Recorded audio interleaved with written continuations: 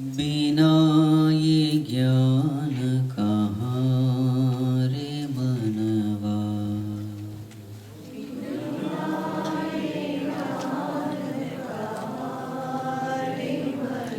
गुरु बिना ये ज्ञान कहाँ रे मन, गुरु बिना ये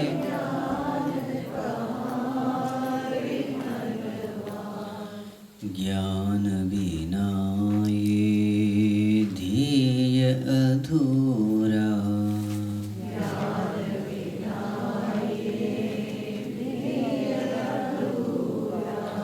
हरि चरण कमल कैसे पाऊं,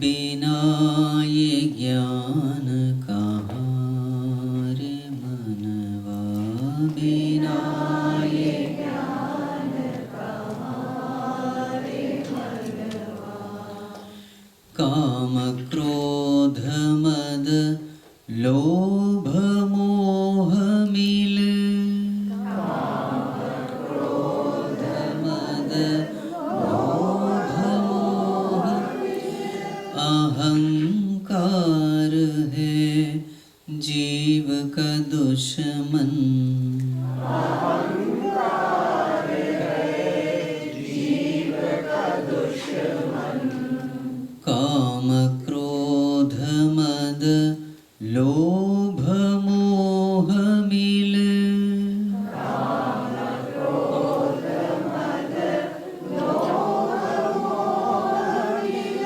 अहंकार है जीव का दुश्मन, अहंकार है जीव का दुश्मन, भक्ति विनय से सेवा भाव से, भक्ति विनय से सेवा भाव से, भक्ति विनय से सेवा भाव से, भक्ति विनय से सेवा भाव से, जानो ये गुरु महिमा रे मनवा, जानो ये गुरु महिमा रे मनवा, पहचानो ये गुरु महिमा रे मन, पहचानो ये गुरु महिमा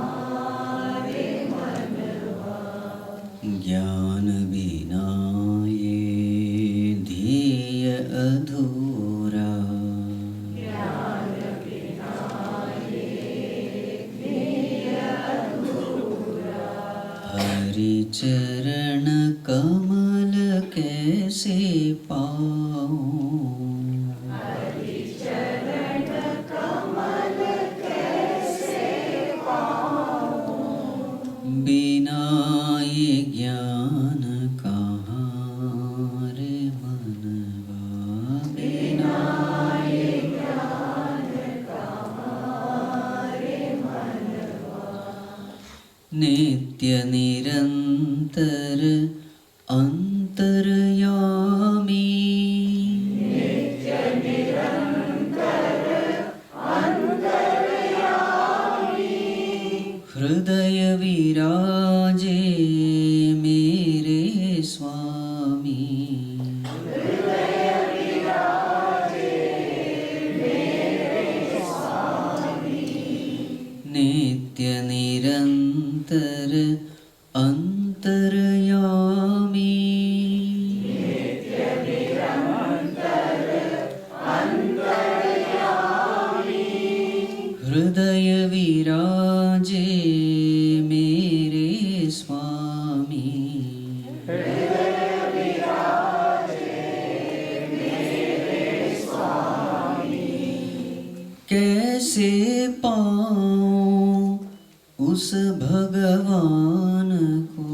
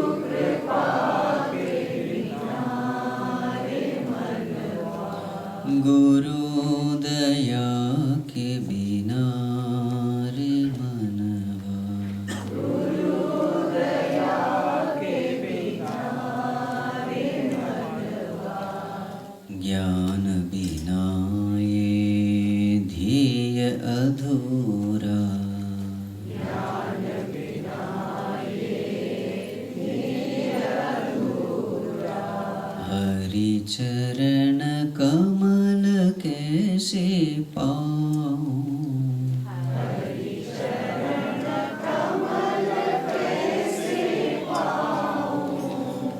बिना ये ज्ञान कहाँ रे मनवा, बिना ये ज्ञान कहाँ रे मनवा, गुरु बिना ये ज्ञान कहाँ रे मन, गुरु बिना ये ज्ञान कहाँ रे मनवा।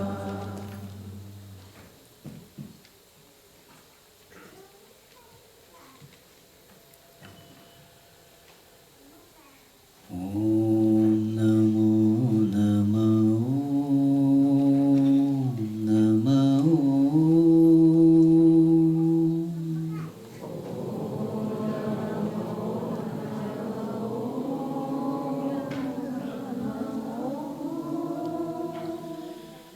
ओम नमो नमो नमो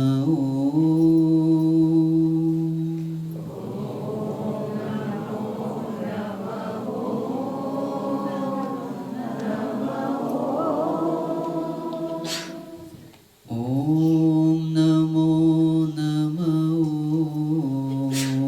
नमो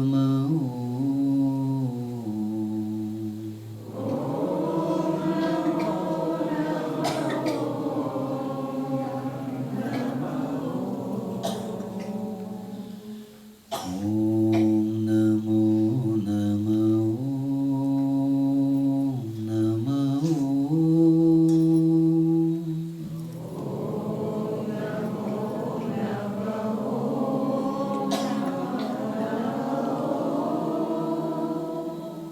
ओम नमो नमो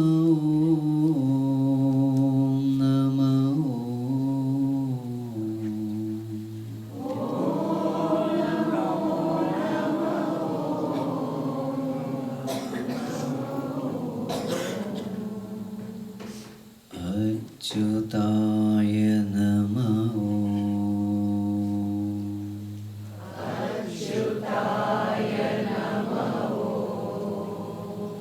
श्री अनंताय नमः।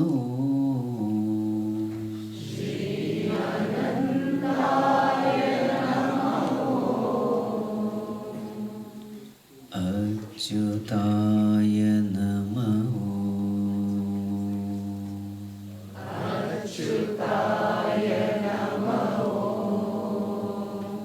श्री अनंताय नमः।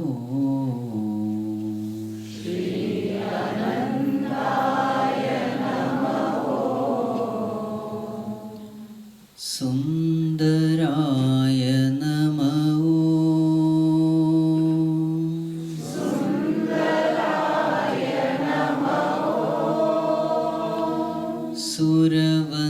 सुरवंदिताय नमः।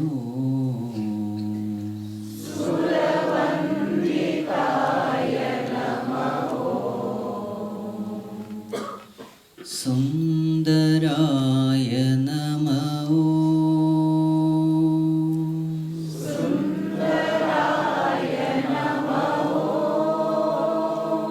सुरवंदिताय नमः।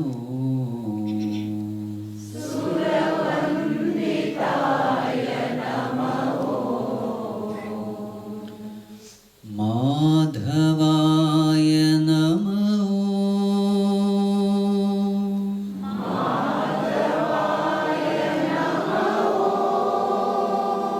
मधुसूदनाय नमः।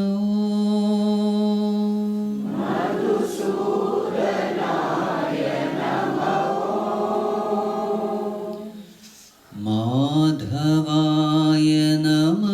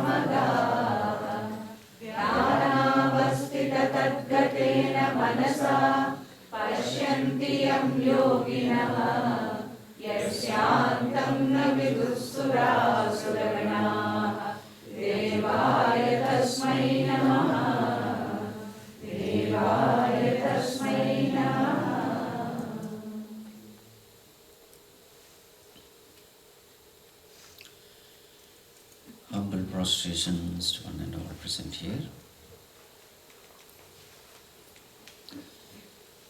Today,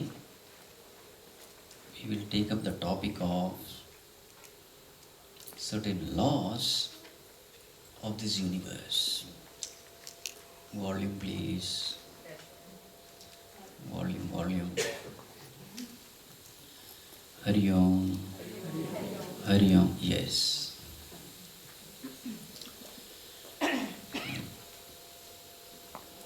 Some of the laws regarding the universe, regarding our mind, and these laws will indicate to us why meditation is absolutely essential.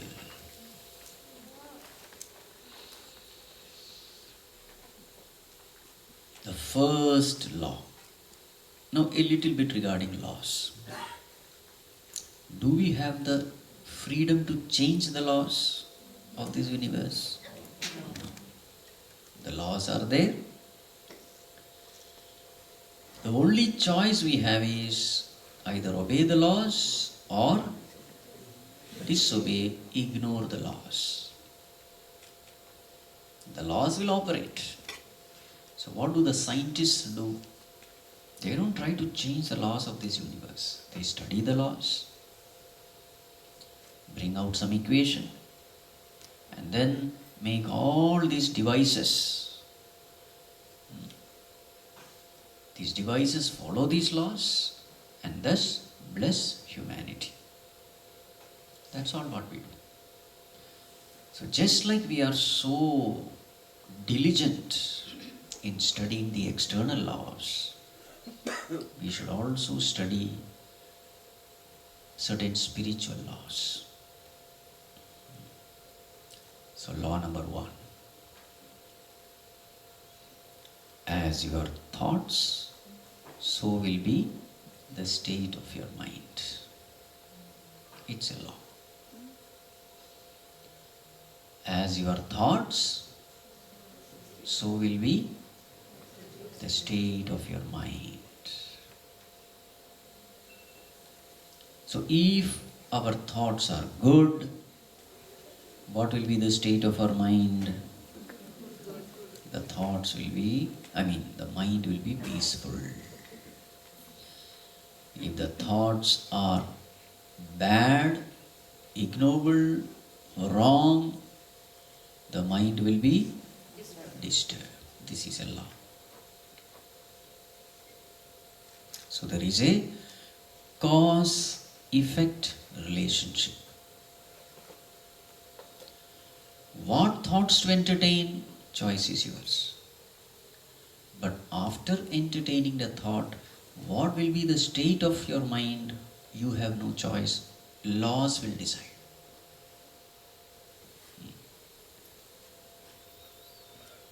Karma is entertaining the thoughts. Karma phala is the state of the mind after thought entertainment. So if my mind is disturbed, what does it mean? If in the present, if my mind is disturbed, what does it mean? In the past, I have entertained bad thoughts, wrong thoughts, ignoble thoughts, negative thoughts, whatever. Correct? The disturbances can be anything. Anger, jealousy, greed, whatever. The mind is disturbed. There is a cause-effect relationship. So therefore, if I have to come out of this mental disturbance, what should I do? Simple. Apply the law. What should I do? Exactly. The disturbance came because of the negative thought. So I must replace those negative thoughts with positive thoughts. Instead, if I take medication, some drugs, will it help? It can be a temporary solution. This alcohol, drugs, very many kind of medication. What do? They forcefully quieten the mind. Forcefully make the mind silent. And because the mind is silent, you experience peace. But the problem is, when we take these drugs, etc., it has got its own side effects. So this mechanism has to be understood. But suppose you can, with your own self-effort, if you can replace these negative thoughts with positive thoughts, then you don't need any.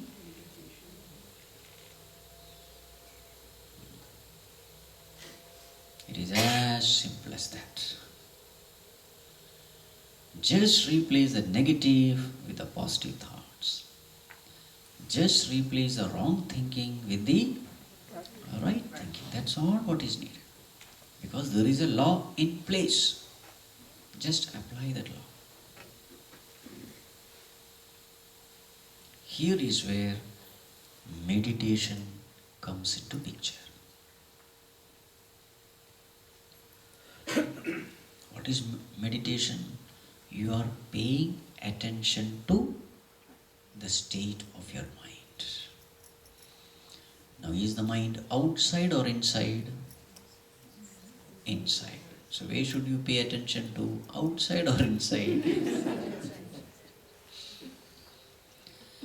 But what is the mistake we do in our life? All our attention is outside. If your attention is outside, will you know what is happening inside? Will you know? Never. So therefore, this technique where we pay attention to our mind, this process is what is called as meditation in short. Now, do you want to be happy or miserable? All of us, we want to be happy and peaceful, isn't it? So therefore, as far as peace of mind is concerned, we don't compromise. So therefore, the process to attain peace, should we compromise? So isn't it logical that every day we should have some time for meditation? Yes or no? Yes. Paying attention to the mind. It's a great ability. And any ability comes to you only with practice. Nothing comes free. Now we are used to paying attention into the outer world. So our attention is in the outer world, so we gain outer success, the material success, the worldly success. This is a law. Wherever your attention is, your treasure is there. Your treasure lies where your attention is. Now here is a law. As your thoughts, so will be the state of your mind. All of us want to have a peaceful mind. And here is a law. Entertain good thoughts, noble thoughts, right thoughts, and your mind will be peaceful all the time.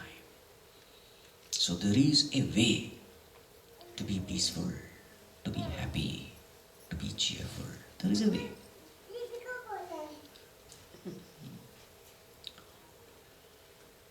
So what do we do in meditation?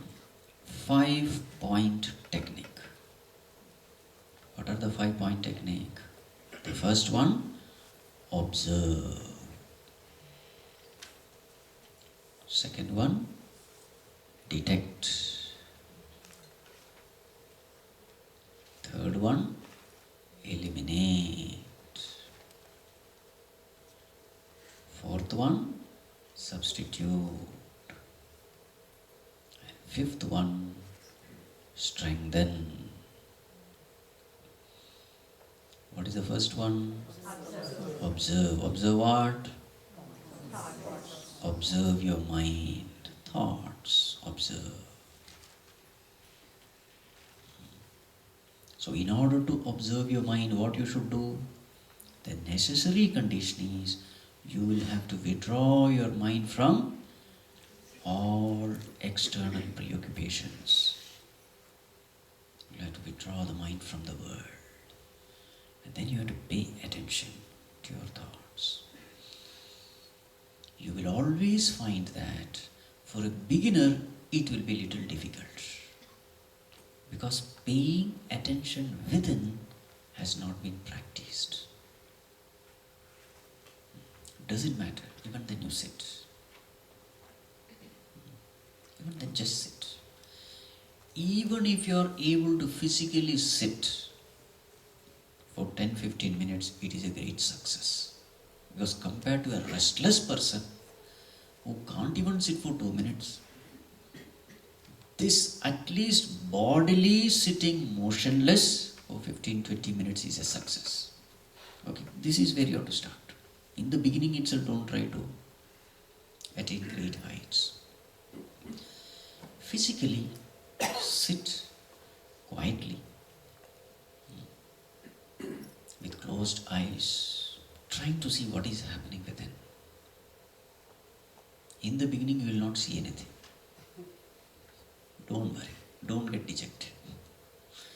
At least you have made a start.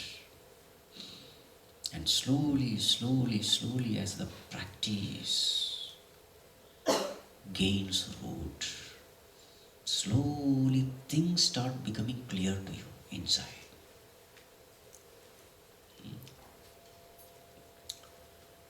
It is exactly like, from that hot sun in the noon, when you come to a dark room, what do you see? You don't see anything for some time, isn't it? Everything is dark. But slowly, things starts becoming clear. The eyes get adjust to the inner darkness and things become clear. In the same way, every day when you do this practice of meditation, just sit down quietly with closed eyes. And remember, when you sit, ensure that you are fresh. Otherwise, what will happen? You will feel sleepy. Okay? So generally, early morning is the right time. You have slept well, body has taken its rest, you are not yet into the world with all extroverted activities. That extroverted samskaras have not yet started. So early morning, maybe after a bath, fully fresh, you sit down. And then start paying attention to within. That is called as observe. And when you start doing this regularly, observing the mind, observing the thought, what happens is you slowly start attaining a kind of depth in observing. You are able to go deeper and deeper within yourself.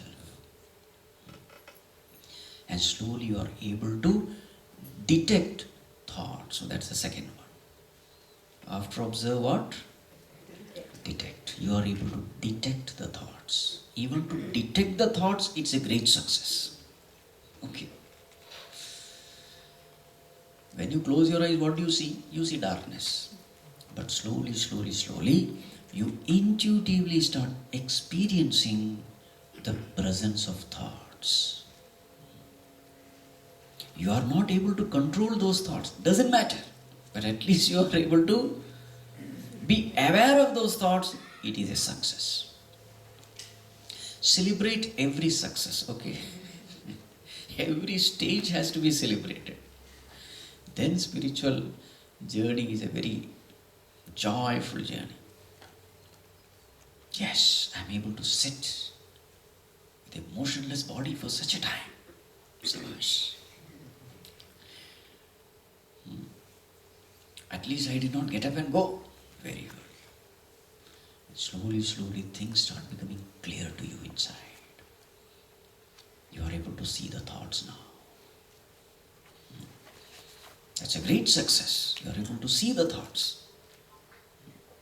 Don't complain that, no, I am not able to control the thoughts. Arey, wo sab aayega baad mein. Wait, have patience. In one place, Bhagavan Shankaracharya says, in spirituality, you know how much patience do you need? My God, the statement made is this. Assume that you are desiring to empty the ocean with a blade of grass.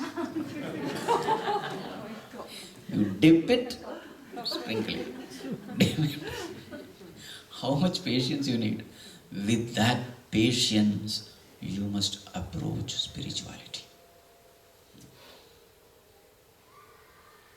Right? That much time is not needed.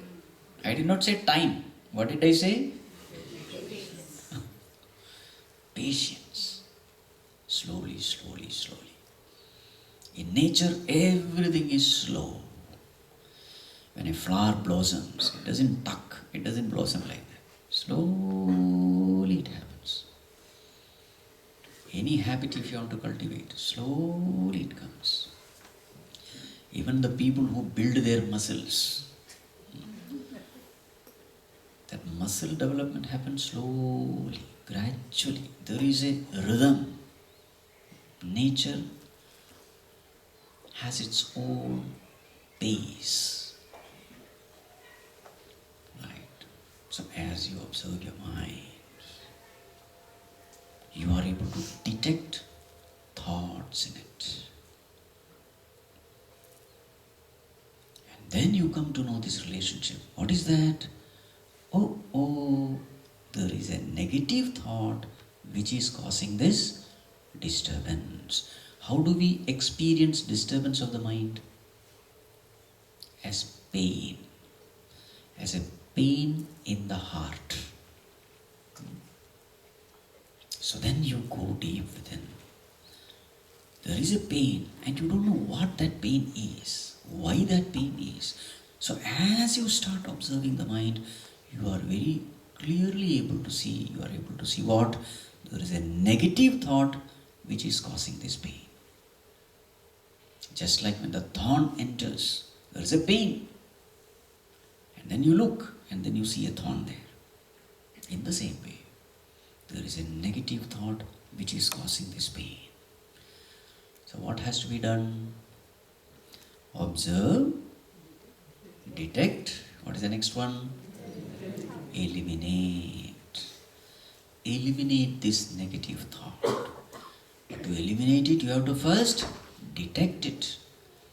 A person whose attention is always outside will not be able to detect this negative thought.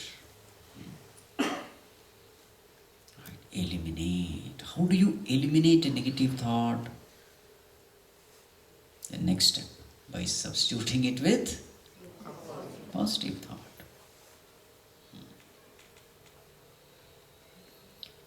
Negative thought should be eliminated with positive thought. Where will you get positive thought? From the scriptures. In fact, in spirituality, we never talk of negative thought and positive thought. We only talk of right thinking and wrong thinking. Right thoughts, wrong thoughts. Wrong thoughts will give pain. Right thoughts will give peace. This is the law. Right thinking. For example, when you see fire, what is the right thinking? It is hot. When you see sugar, what is the right thinking? Right understanding? It is sweet. In the same way, we must have right understanding about the world, right understanding about ourselves, right understanding about God, right understanding about the laws of this world. This is what is scriptural knowledge. Right understanding. So somewhere my understanding is wrong, and therefore that is creating pain in me. So what should I do? Detect, eliminate, and then substitute. Substitute with what? Right thoughts. Okay? Now, this wrong way of thinking has become a habit in me.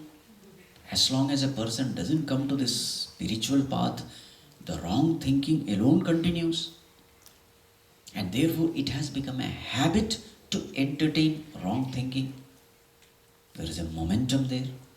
There is a habit there because of constant practice of the past.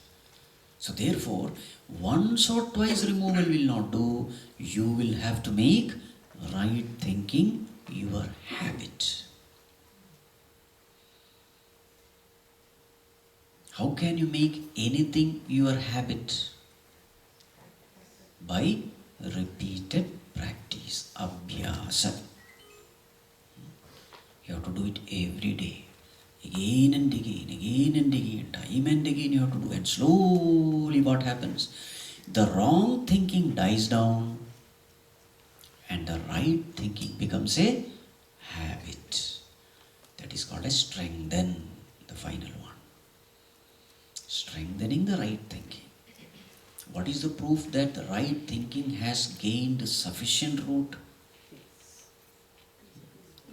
Yes, the peace of mind is uninterrupted. The peace of mind is natural, spontaneous. That means your thinking is going on in the right direction. Even in tempting situations, the thinking is always right, and therefore you are always at peace. Remember, your peace of mind is your greatest treasure, greatest wealth, because only when you are peaceful, you are at your best. You are the most efficient.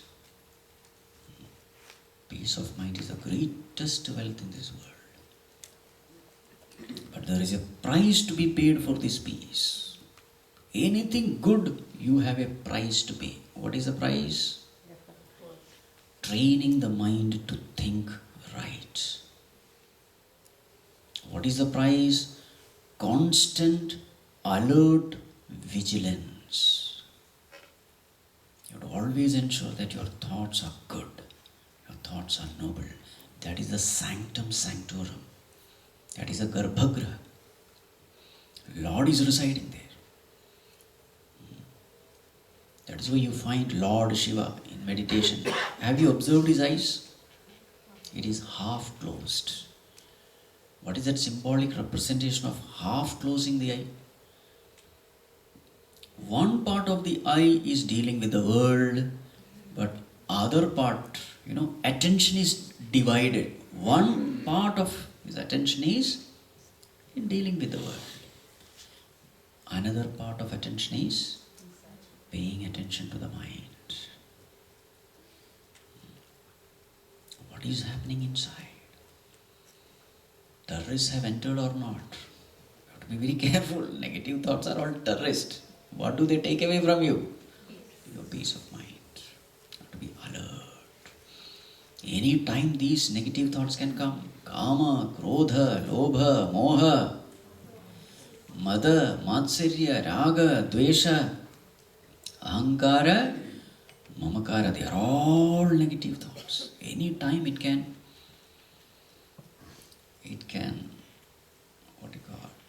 conquer your heart and rule your heart. You have to be very careful. This is the price you have to pay for peace. Right? Observe, detect, eliminate, substitute, strengthen. Now, as your practice improves, as I told you, you are able to go deep within your mind. In the beginning, you are seeing only the thoughts which are at the superficial level, but slowly, you are able to go deep within yourself. As they call the subconscious mind. And there is another law. Earlier the detection, easier the correction. What is the law? Earlier the detection, easier the correction. So if you see the way these thoughts multiply, it is like this. One negative thought comes, then two thoughts. Then if you don't detect it, 2 becomes 4, 4 becomes 8. It keeps on multiplying. It breeds. And finally the thought momentum becomes so intense, these negative thoughts escapes as negative words.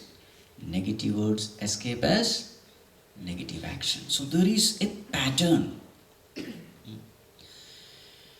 Dhyayato vishayan pumsah sangasteshu pajayate sangat sanjayate kamah kamat krodho bhijayate krodhat bhavati sammohah sammohat smriti vibhramah smriti bhramshat buddhinashah buddhinashat pranashyati. This is called as ladder of fall. Dhyayato vishayan pumsah. First I meditate upon a sense object. Sangasteshu upajayate. From there comes a desire. Sangat sanjayate kamaha. From that desire, when not paid attention, that desire becomes craving, intense craving. Kamat krodho bhijayate. You are craving for something and you don't get it. Then what happens? Krodha, anger. Krodhat bhavati sammohaha. Then that anger completely deludes you. You see what is not there, you don't see what is there. That is called delusion. Krodhat bhavati sammohaha. Sammoha smriti vibhramaha. All your memory gone. Whatever you have studied, your wisdom, everything gone. Smriti bhramshat buddhinashah. Now intellect can decide only by referring to the memory, referring to this wisdom. Intellect gets paralyzed. It has no reference to take decision, to discriminate what is right and wrong. Buddhinashat pranashyati. Such a person does something stupid, something immoral, illegal, whatever. And then nasha, destruction. This is called as ladder of fall. But where did this ladder begin in the first place? Dhyanam. Vishaya dhyanam, not Ishvara dhyanam. It's a fall. Have you seen this ball falling down the ladder? First it is one step, one step, one step. Once it starts gaining momentum, then few steps. In the initial stages it is very easy to control, catch that ball, but later on it bounces at with great speed, and then it is very difficult to control. Exactly the same thing happens inside also. One thought, two thought, four, it is building up the momentum. A person who is not aware of what is happening inside, who never meditates, he is not aware of anything. And then that negativity builds up, builds up, builds up. And then comes out this hurting words, harsh actions. In fact, these negative thoughts, it had begun long, long back. This person was not aware. Why he was not aware? He never practiced meditation. He never paid attention with it. But what about a meditator? He has been practicing this, meditation. He has been paying attention to mind. And therefore, what is the law which I said? Earlier the detection, easier the correction. As you practice this meditation regularly, you are able to peep deep into your mind, and because of which you are aware the moment this negative thought has raised its hood. Once you become aware, you have detected it, and therefore correction becomes easy because it has not yet gained momentum. Are you able to follow what I am saying? You see the benefits of meditation. And therefore this person is ever alert. Long, long back, even before these negative thoughts had expressed out as words, he has detected it. Not only he has detected it, he has eliminated by appropriate substitution with right thinking. You see?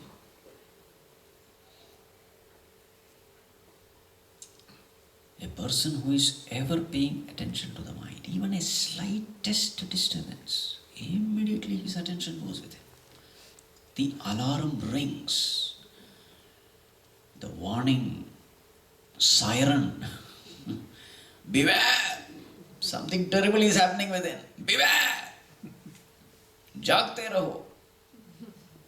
You see? These are the benefits only available for a regular meditator.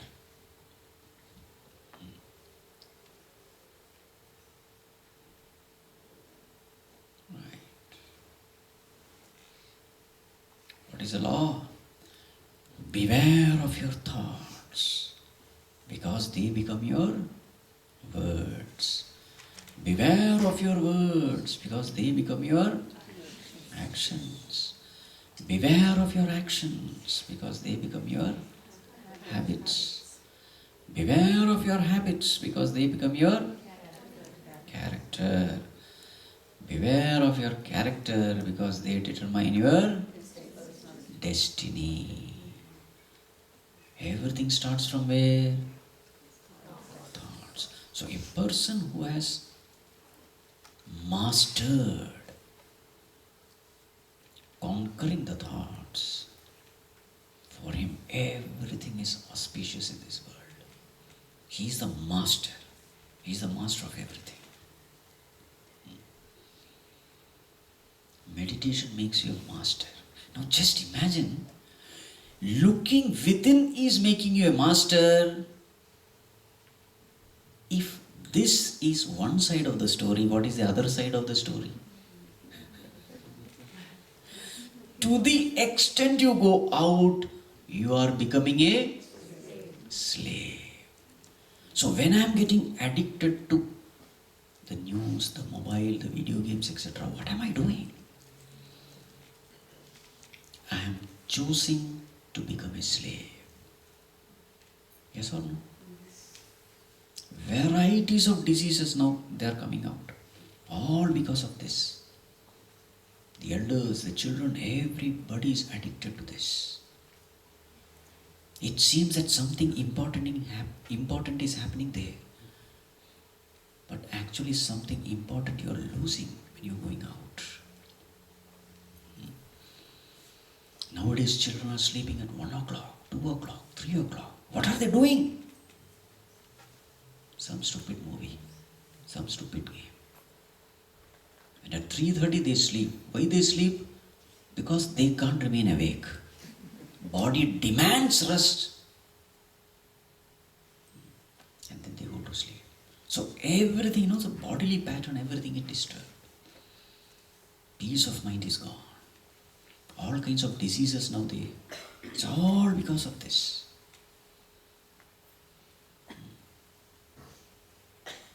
I don't say don't use it, no.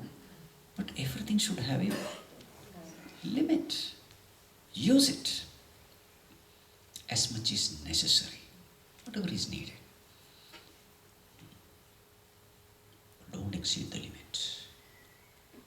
You are strong to the extent you go within. You are weak to the extent you go outside. Your real treasure is inside. But to the extent you go out, you are away and away from that real treasure. And further you are away from your real treasure, weaker you are, poorer you are. You see? Irritation level is very high. Because of what? We have gone out. You just observe the children who are addicted to these mobile phones. You just observe the elders. Why children? Elders. people who are addicted to all these things which are external, you will find that their irritability level is very high. For little things they get irritated. They shout, they scream.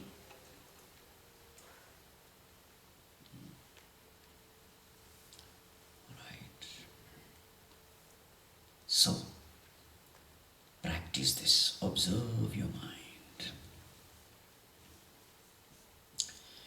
Now, another question. If somebody is shouting at me, that person is disturbed, but why is that I feel disturbed? I have not done anything wrong. He is the one who is shouting at me. Why is it that I am disturbed? So does it mean that this law is wrong? What is the law? As your thoughts, so will be the state of your mind. But here I am not doing anything. Somebody is shouting at me, but I am disturbed. How will you explain this?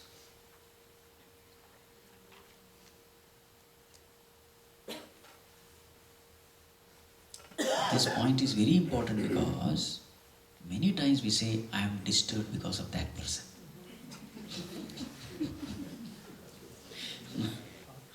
That person scolded me, therefore I am disturbed. My day is gone.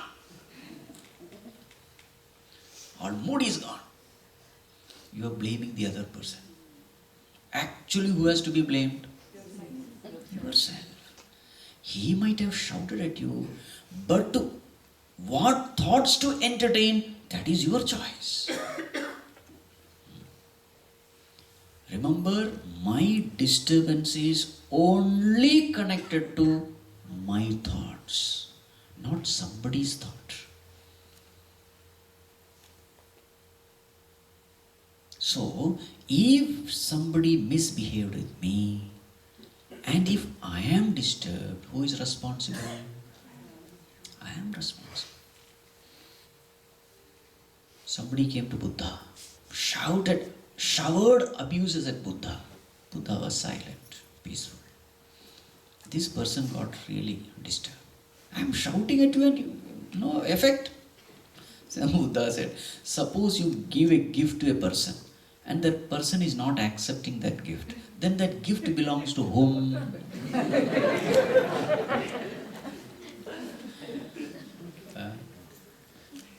Isn't it? In the same way, others have the right to abuse me. I can't control them. Not right, the freedom. That's the right word. Others have the freedom to abuse me. I don't have control over their behavior, etc. But definitely I have control over my thoughts. If my thoughts are good and noble, even when others are misbehaving, my mind will be peaceful. That is real strength. Right. A salesman, after 2-3 months, came back to his boss. Said, "Sir, enough, I want to resign." Boss asked, "What happened?" "Sir, wherever I go with this product, people slam the door on my face. They throw away my briefcase. They kick me out. Enough, I can't stand this insult." The boss said, "I have been there in this field for 20 years, but not even one day I have been insulted. Yes, they have slammed the door on me. Yes, they have abused me. They have kicked me out also, but insult, never." You understood? Insult, that is something which I should allow others to do. They have done all this. Physically, yes, all these things have happened, but I have never felt insulted. Understood? It's a great law, All these laws, when you know, you become so powerful in this world. Nobody can disturb you. Everything is in your hands. You see? This is called mastery.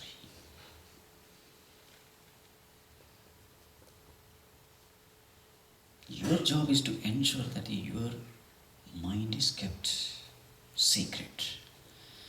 Bhadram karne vishrunuyama Devaha bhadram pashyema akshabhiryajatra. In this world, good, bad, everything is there. Don't allow the bad things to pollute your mind. There are good things, there are bad things. Nirakshira viveka, just like that swan. Hamsa pakshi. It just drinks milk, gives up water. In the same way, take whatever is good in this world. Expose yourself to everything noble, divine. As far as bad things are concerned, turn a deaf ear.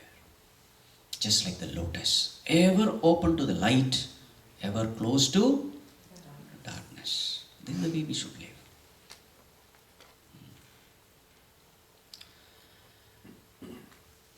One young psychologist came to an elderly psychologist to practice, apprentice.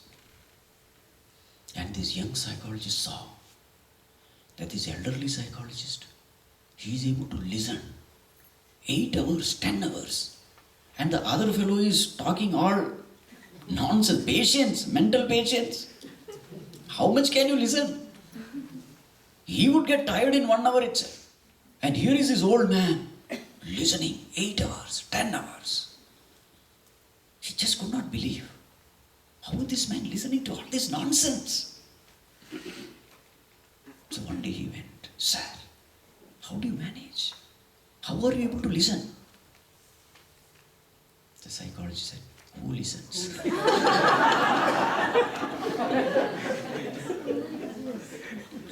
Who listens? You understand? To keep your mind pure, to protect your mind, it is your responsibility. Everything is there in this world.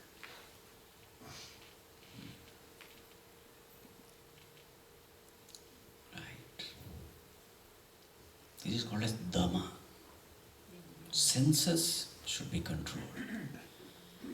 Should never expose to all bad things, vulgar things, impure things. Everything is there in this world.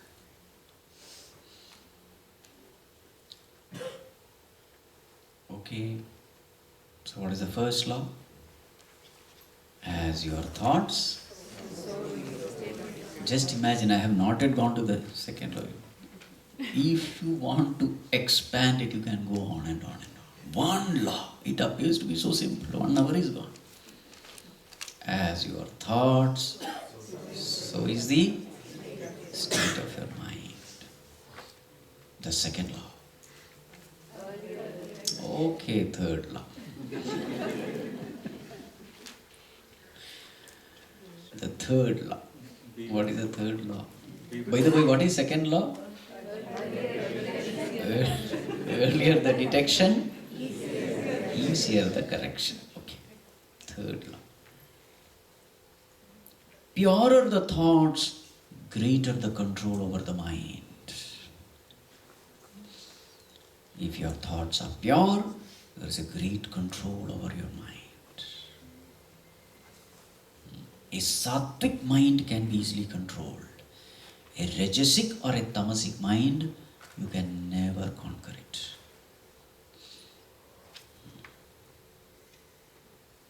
A pure mind is an obedient mind, it's a disciplined mind. An agitated mind is an indisciplined mind. A dull mind, tamasic mind is a dull mind, lazy mind. A rajasic mind is an agitated mind. In fact, only when you observe your mind, you will know that there are 3 moods. Otherwise, how will you know?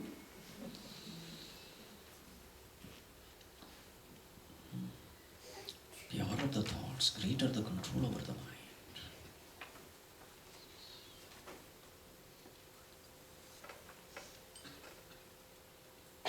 So once the mind is under your control, you will decide. If you want the mind to concentrate, it will concentrate. If you want the mind to have positive attitude, it will have it. If you want the mind to persevere with fortitude, it will have it. You see?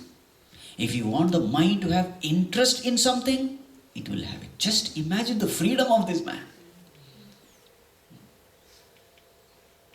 Just imagine a child or a student who has to study with this mind.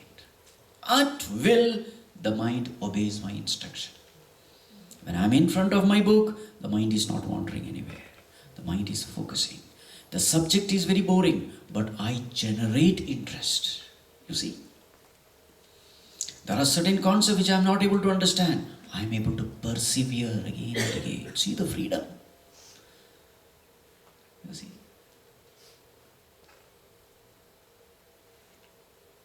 In any field, a person who has mastery over the mind, in any field, that person is unbeatable.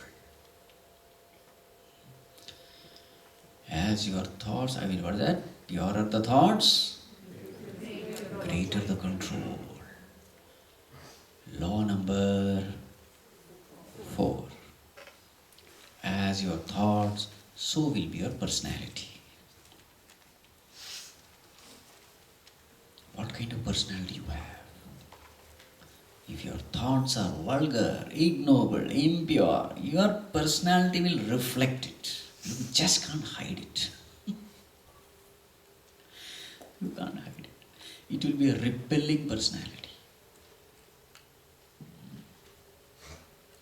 Personality is not just the glow of the skin. Foolish people, they go by the glow of the skin. And they apply all creams and this and that. That is not personality. A personality is attractive personality, dynamic personality. You know, there are some people who complain, I don't know why nobody takes me seriously. I don't know why nobody loves me. I don't know why I give advice, but my children, they never listen. Who has to be blamed? Who has to be blamed? Myself. The whole world is nothing but a mirror.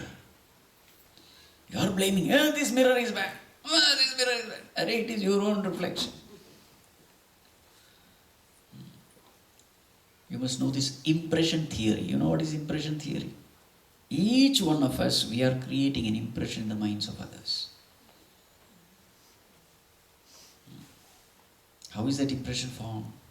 The words we use. Yesterday also I was discussing this. Our actions, the way we carry ourselves. And based on this impression, they deal with us. If you have created a very bad impression, then they will have no respect for you. They will have no value for your words. They will disregard you, ignore you. But if you have created a good impression through your mastery over your words, your actions, your noble thinking, then that person is respected and revered wherever that person goes. This is the law. So this world is a mirror. It shows who I am. Puja Gurudev's a famous quote is there. Cultured give happiness wherever they go. Uncultured whenever they go.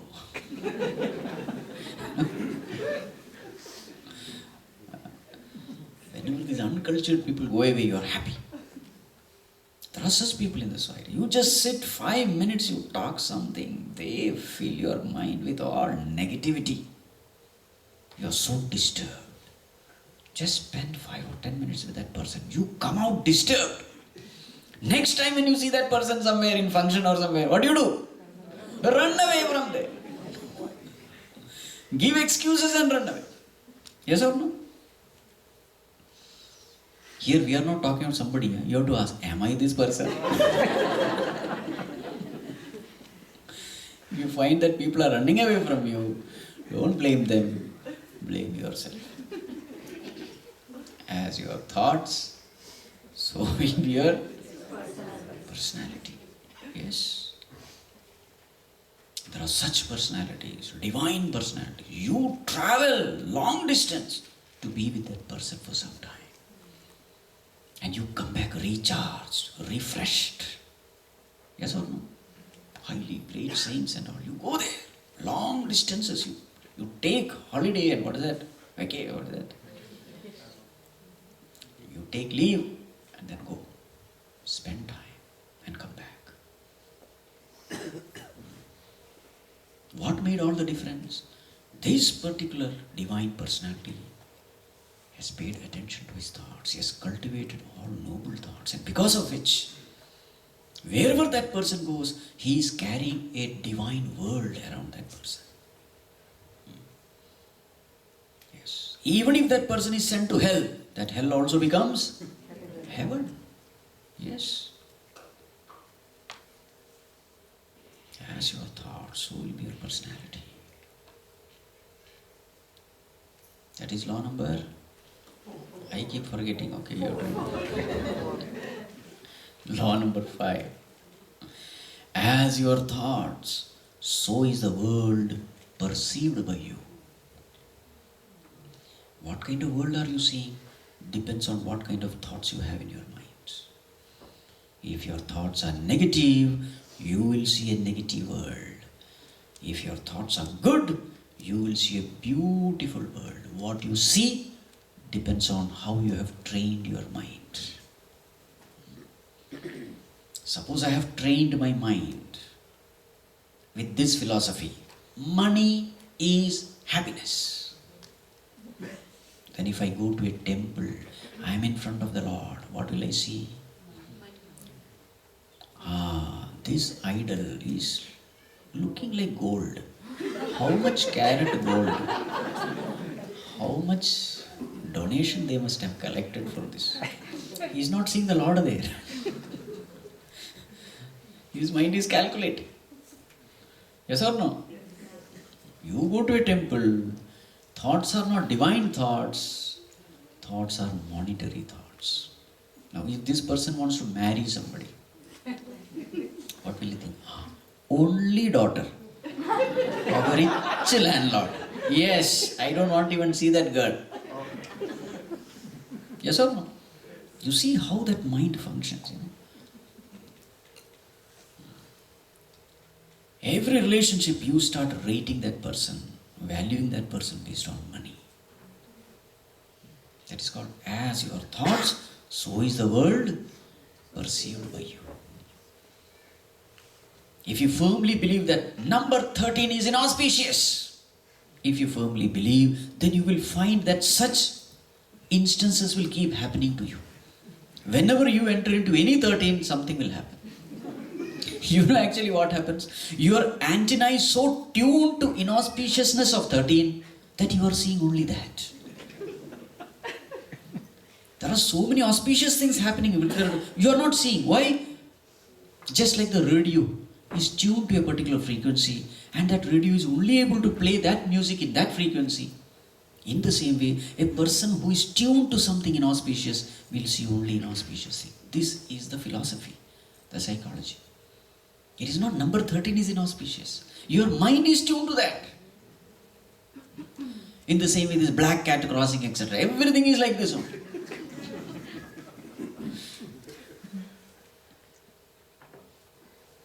If you firmly believe, no, if black cat crosses, I will chant Bhagwan. Chant and go, nothing will happen. You just test it. Break such.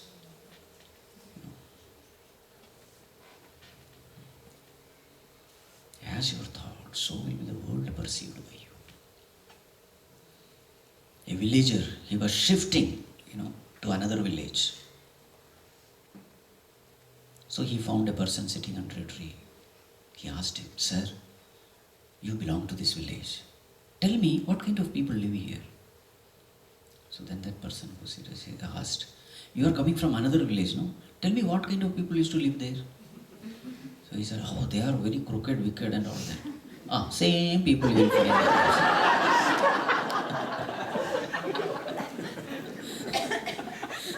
You are changing village, but are you changing your mind? Your mindset? Same thing you will see.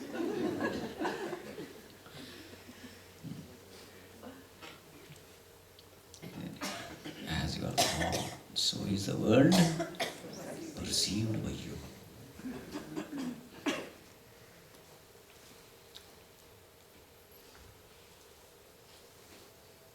You see, a person may have 90% virtues and 10% some flaws. If you are paying attention only to that 10% flaw, what will you see him? As a Devata or a Rakshasa? 90% something good is there, but your attention is only on that 10%, and then you think that that 10% is 100%. Now, whenever that person comes, you will see a demon coming. This is how we develop hatred towards others, because we are paying attention only to the negativity. Where the fault is thick, love is thin. Vijay Gurudev's quote. You are seeing the fault, fine, then there will not be any love. You test this, whomever you hate in your life, just as an exercise, write 10 good things about that person. You will suddenly find that your attitude, your approach towards that person changes. We never think in this direction. Many of these diverse things, what you call that, divorce. Husband and wife come for divorce and all that. You do, just give this exercise to them. You write 10 good things about her, you write 10 good things about him. Sit and write. Suddenly their attitude changes. Anyway, that's a different topic. I want to take you out of this negative thought, whatever it is. This is the way we have to train. Let us not hate anyone in this world. Everybody is going through their own journey. We are all here to evolve. We all have our imperfection. So therefore, a person who can forgive with a compassionate heart, he alone is right. So when a person, yesterday also I was talking about this. Everybody is struggling. And we are all at different levels. Some are at a very low level. Some are at a very high level. So what should be our approach towards the people who are at a low level? Compassion, forgiveness. He is also struggling. A time will come and he will also evolve. But many births are needed. So therefore, you must have this attitude. This attitude will suddenly, all that hatred feeling will go away. As your thoughts, so will be the world perceived by you. Yesterday I told another psychology. If a person always tells lies, he can never trust others. This is also under this law only. A liar can never trust others. Why? I always lie. So therefore others are always. As your thoughts, so will be the world perceived by you. See, these laws are amazing. Life-changing laws these are. The more you practice, the more it starts, bringing out the best in you. Next law. What is the number? 6. As your thoughts, so is the world formed around you. As your thoughts, so is the world formed around you. So the world which is around you, good or bad, you only create. A child, when he is sent to the school, he shows tremendous, he starts playing cricket and he likes that game and then he is more into it. And then in the evening also, he plays with his friends. Then he shows a lot of interest in cricket. Then he goes for coaching class. And with coaching class, naturally, he is performing better. In the school, he gets into this cricket team. He is performing better. Then he goes into college team. And slowly what happens? Maybe he is in the national team. And slowly a time comes when he chooses cricket as profession. He leaves everything else. Now what is the world around him now? Cricket world. Who chose? He chose. Now he is busy with training and practicing and games and giving interview. What interview? What questions will be asked to him in the interview? His question will not be Atma Kaha. Such questions will not be. Yes or no? And what kind of fans will be there? Not sadhana chatushta sampannaha. No. You see how we are creating a world. Every one of us, you just look into your own life. A person entertains engineering thoughts through study, etc. An engineering world is created. Another person, a medical world. And when you entertain criminal thoughts, what kind of world will you found around you? A criminal world. Who chose? You chose.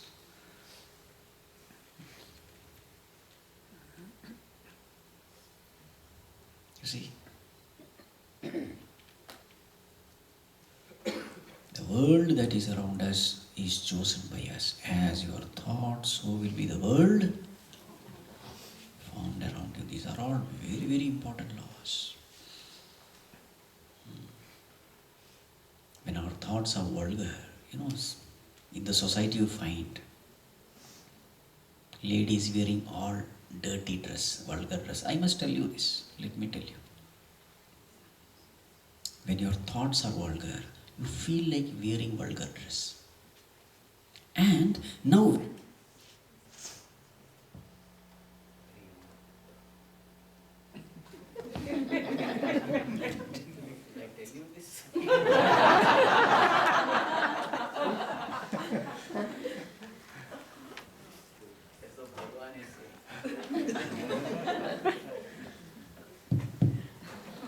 should I skip the topic? Anyway, since it has started, I should complete it. So now, when a girl is wearing vulgar dress, what kind of world will be found around her? What kind of people will be attracted to her? Cultured people or uncultured people? Cultured people will not go towards a person who is, only the uncultured people. So you just imagine, when I am wearing this dress, I am telling you this because if you have daughters, please give this logic. Sometimes they say, oh, I want to wear this dress. As mothers, you must correct them. If you do this, this is what is going to happen because there is a law in place.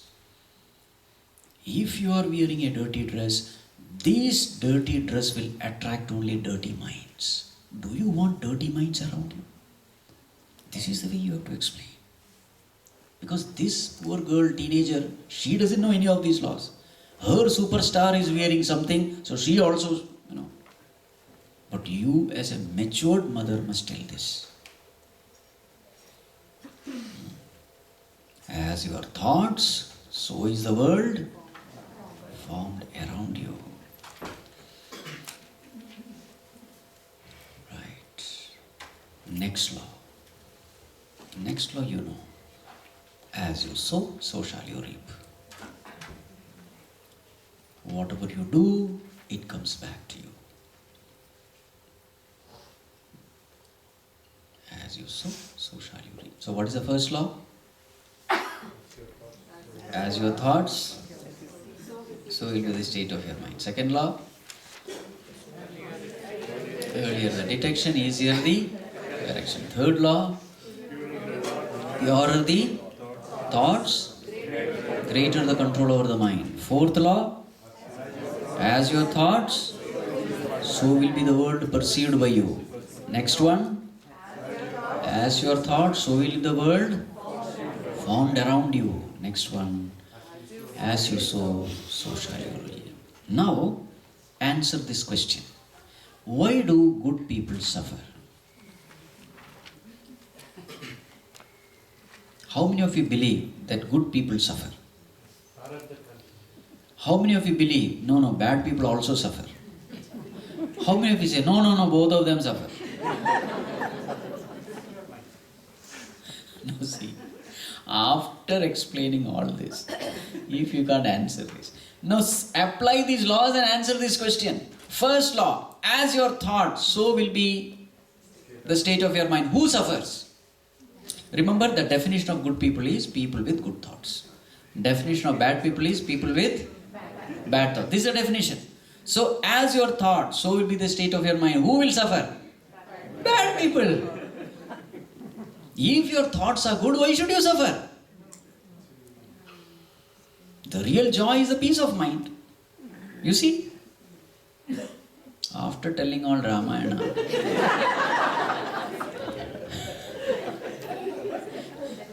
when the question is asked, what is the relation between?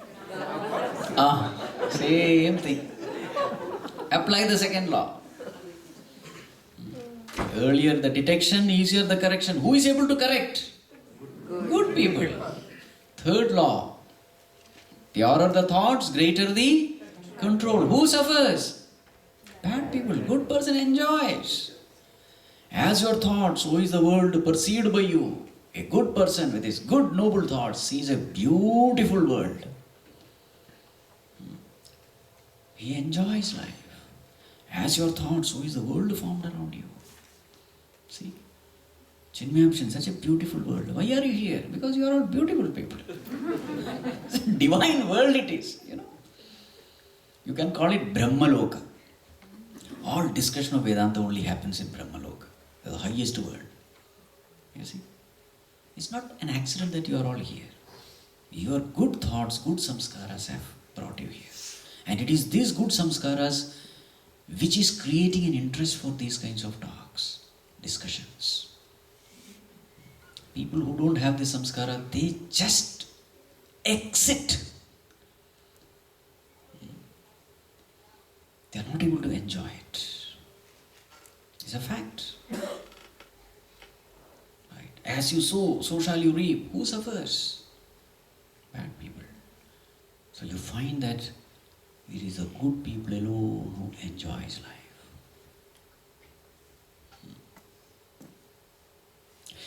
No, Swamiji. Jesus Christ, such a divine personality. But he was crucified, no? What about that? Isn't it true that a good person is also suffering like this? What answer will you give? The answer is, on the cross, what did Jesus say? Oh Lord, forgive them.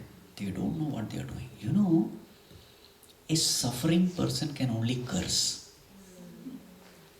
It is only a peaceful person, strong person who can bless. A suffering person will curse. So actually on the cross, can you say Jesus was suffering? I refuse to admit. In Bible it is said, a peace that passeth all understanding. That is the kind of peace. So as though God is saying, look at him, my devotee.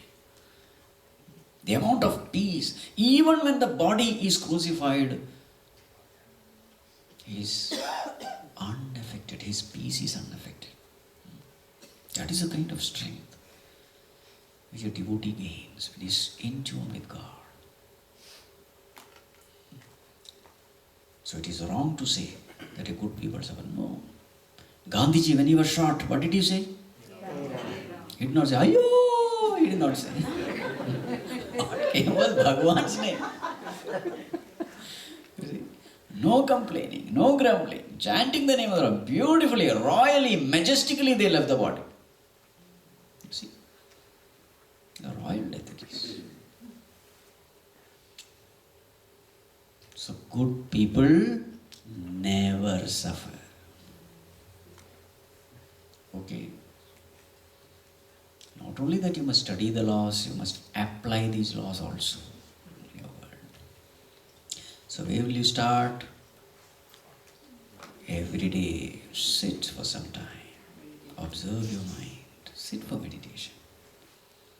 And slowly gain mastery over the thoughts. And thus gain mastery over your life. This is the way. Okay. Okay, Swamiji.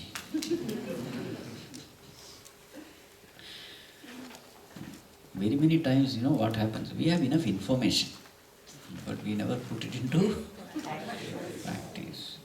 So we must practice all these things. Okay? I sincerely invoke the grace of the Lord, the blessings of Pujya Gurudev. May we all put forth effort and see the change in our own life and be an instrument in passing on this knowledge to the next generation, to everyone. Shri Guru Devam Chinmayanandam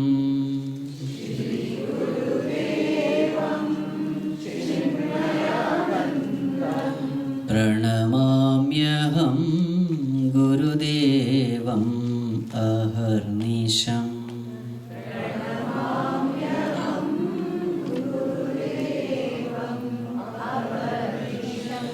Dharma धर्मोद्धारकं गीताप्रचारकं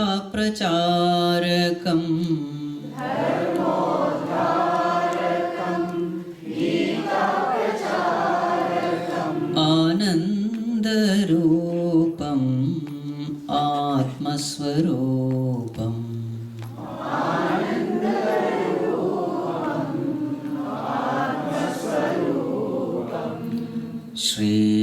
श्रीगुरुदेवं चिन्मयानन्दम्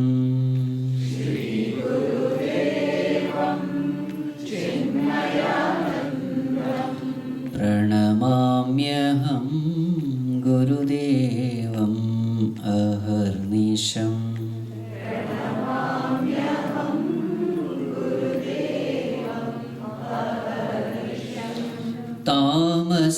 तामसहारकम् उत्साहवर्धकम्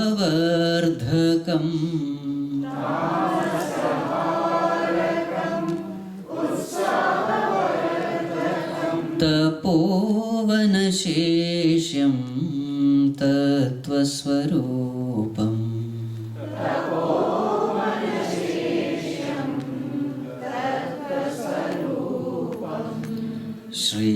श्रीगुरुदेवं चिन्मयानन्दम्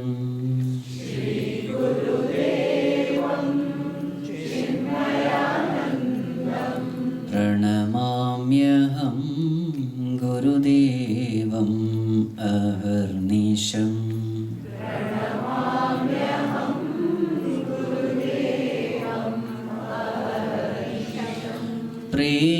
प्रेमहृदयिनं परमविरागिणं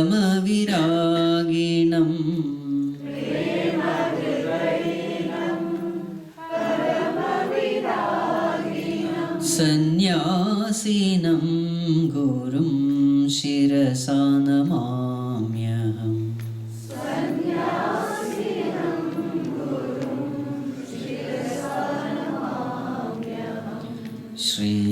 श्रीगुरुदेवं चिन्मयानन्दम्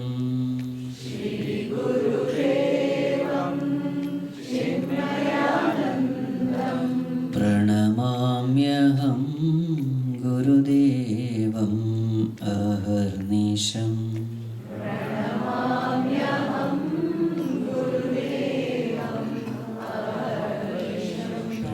प्रणमाम्यहं गुरुदेवम्